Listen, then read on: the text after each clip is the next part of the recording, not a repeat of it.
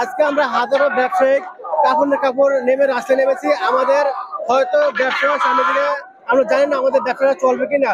আর যদি আমাদের ব্যবসা না চলে আমাদের সংসার চলবে না।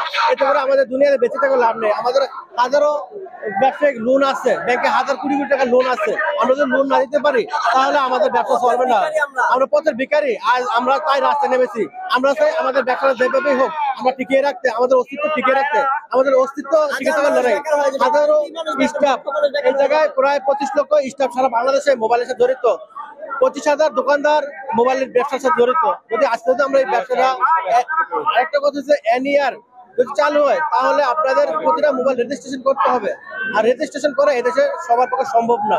আর এভাবে কেউ কোনো গ্রাহক মোবাইল ইউজ করতে পারবে না। কাপড়ের খাবার এটা পরে বুঝে না। আমাদের বাঁচা বড় লড়াই, হয়তো বাঁচবো নয়তো মরবো। আমাদের এখানে বাঁচতে হবে নয়তো মরতে হবে। আমাদের যে কোনো একটা ডিসিশন চাই, আমরা বাঁচতে চাই, আমাদের ব্যবসা টিকিয়ে রাখতে চাই। সরকার আকুল আবেদন যেভাবেই হোক আমাদের ব্যবসাটা টিকিয়ে রাখেন। 9টি কোম্পানি থেকে প্রায় 200 কোটি টাকার মধ্যে সে ঘুষ খেয়েছে। আমাদের যে ব্যবসাটা আইফোন, স্যামসাং, হাইরেঞ্জ স্মার্টফোন বিক্রি করি যাতে এই ফোনগুলো না চলে, এই জন্য তোয়েব এক চিঠিয়ে ব্যবসা করছে।